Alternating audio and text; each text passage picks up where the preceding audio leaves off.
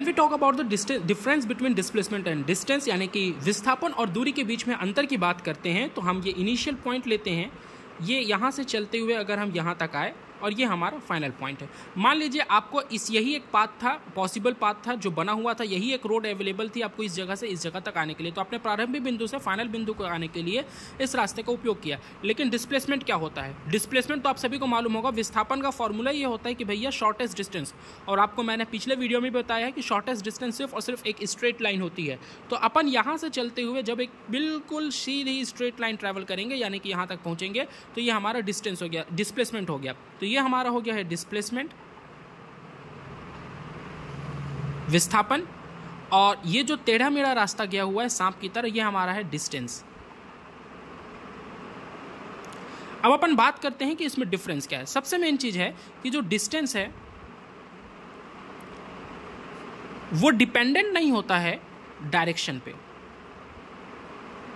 Direction से इसका कोई लेना देना नहीं है।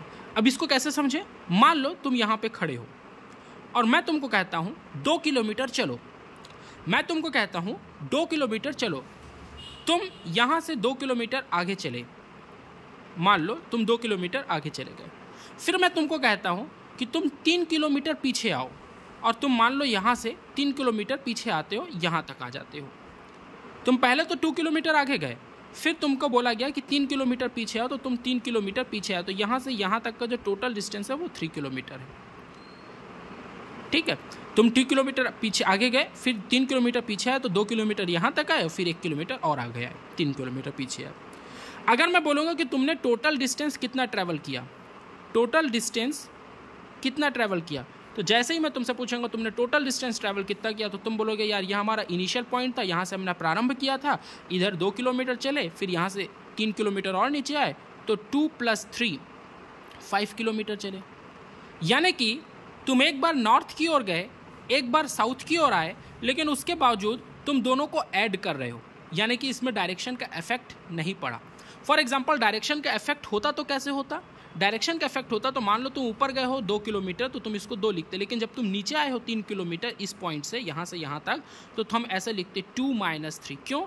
क्योंकि ऊपर गए अगर वो पॉजिटिव है तो नीचे आए वो नेगेटिव होगा, अगर इसमें डायरेक्शन का इफेक्ट पड़ रहा होता। लेकिन हम किसी भी दिशा में चलें, अगर हम चले हैं तो हम चले हैं, और हम थके हैं तो हम थकेंगे। चाहे तुम नॉर्थ जाओ, चाहे तुम ईस्ट जाओ, चाहे तुम ऊपर जाओ, चाहे तुम नीचे जाओ, चाहे तुम बाहर जाओ। इसलिए डिस्टेंस क्या होता है? डिस्टेंस पे डायरेक्शन का प्लस माइनस का कोई प्रभाव नहीं होता, कोई रोल नहीं होता। और जिसमें डायरेक्शन का रोल नहीं होता वो वेक्टर क्वांटिटी होती है। वेक्टर होती है कि स्केलर, सॉरी ये स्केलर क्वांटिटी होती है, स्केलर क्वांटिटी होती है, यानी कि ये एक अदिश राशि होती है। जबकि हम बात करते हैं डिस्प्लेसमेंट की, तो डिस्प्लेसमेंट जो है वो डिपेंड करता है कि आप किस डायरेक्शन पे जा रहे हो। कैसे डिपेंड करता है? ये जो स्ट्रेट लाइन है ना, ये अगर इनिशियल से फाइनल की ओर जा रही है, यानी कि तुम्हारा रास्ता अगर तुम ऐसे ट्रैवल कर रहे हो, ऐसे ट्रैवल कर रहे हो, ऐसे ट्रैवल कर रहे हो, तो तुम पॉजिटिव हो। लेकिन तुम अगर फाइनल से इनिशियल की ओर ट्रैवल कर रहे हो तो तुम नेगेटिव हो। यानी कि अगर तुम इनिशियल से फाइनल जा रहे हो तो तुम्हारा जो मैग्नीट्यूड है वो पॉजिटिव लिया जाएगा। फाइनल से इनिशियल के और आते वक्त तुम्हारा जो मापांक है वो मैग्नीट्यूड है वो नेगेटिव लिया जाएगा। इससे स्पष्ट है कि ये डायरेक्शन पे डिपेंडेंट है, अतः ये वेक्टर क्वांटिटी है। तो पहला डिफरेंस तो स्केलर और वेक्टर का होता है, जो कि सबसे मेजर डिफरेंस है। दूसरी चीज़ आप लोगों को ये याद रखनी है कि जो डिस्टेंस है वो हमेशा पॉजिटिव होता है। अब डिस्टेंस हमेशा पॉजिटिव क्यों होता है? मैंने पहले बोला कि ये नेगेटिव हो ही नहीं सकता। अच्छा तुम ये बताओ, तुम अगर हम नेगेटिव किसी चीज़ को कब बोलते हैं? जब वो नेगेटिव डायरेक्शन पे जाती है, इमेजिनरी हो जाती है।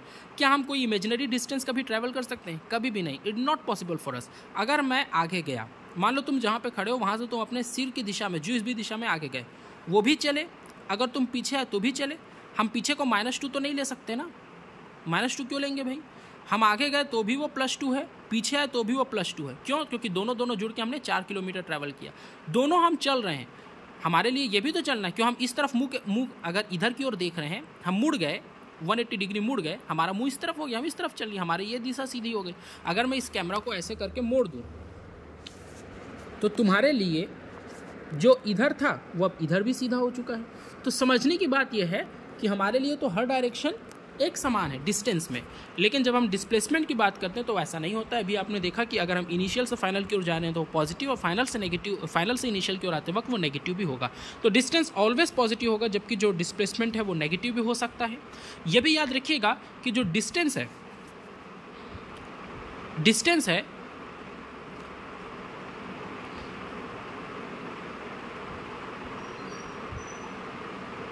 वो पार्टिकल के पाथ पे डिपेंडेंट करता है। पार्टिकल क्या पाथ फॉलो कर रहा है इस पे, यानी कि आप किसी पार्टिकल, मान लो यहाँ से कोई पार्टिकल चलना शुरू किया और इस पाथ में चला, तो वो पार्टिकल का पाथ क्या है इससे लेना देना होता है डिस्टेंस का।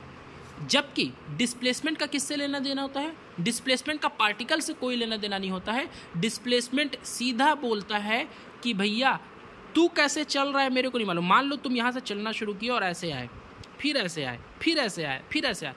डिस्प्लेसमेंट बोलेगा ये नहीं, अरे बेटा जब यहाँ से यहाँ तक के एक स्ट्रेट लाइन खींच के एक शॉर्टेस्ट डिस्टेंस बन सकता था तो ये डिस्प्लेसमेंट है। तुमने कैसा मार्ग ट्रेवल किया उससे उसको कोई लेना देना नहीं है, उसको मतलब होता है सिर्फ और सिर्फ शॉर्टेस्ट डिस्टेंस से। तो याद रखिएगा जो डिस्टेंस है वो पार्टिकल के पाथ पे डिपेंडेंट करता है। यानी कि अगर तुम पार्टिकल, जो भी पार्टिकल हम चला रहे हैं, जिस भी पार्टिकल को हम ऑब्जर्व कर रहे हैं, वो कैसा पाथ ट्रेवल किया, उसका जो ओरिजिनल पाथ है वही डिस्टेंस है। जबकि डिस्टेंस डिपेंड करता है शॉर्टेस्ट डिस्टेंस पे, उसका सिर्फ फोकस रहता है कि तुम कैसा चले नहीं मालूम, इनिशियल पॉइंट से फाइनल पॉइंट के बीच में क्या कोई शॉर्टेस्ट डिस्टेंस बन सकता था, वही मेरे लिए इंपॉर्टेंट है।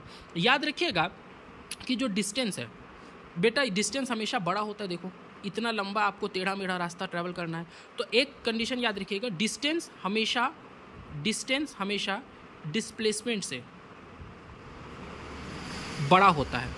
लेकिन याद रखना डिस्टेंस डिस्प्लेसमेंट के इक्वल भी हो सकता है। और ये कई बार पूछा जाता है वन लाइनर 1-2 नंबर में, डिस्टेंस इक्वल टू डिस्प्लेसमेंट, यानी कि दूरी और विस्थापन बराबर कब होते हैं? तो दूरी और विस्थापन, डिस्प्लेसमेंट और डिस्टेंस बराबर एक ही कंडीशन पे होते हैं, स्ट्रेट लाइन की कंडीशन पे।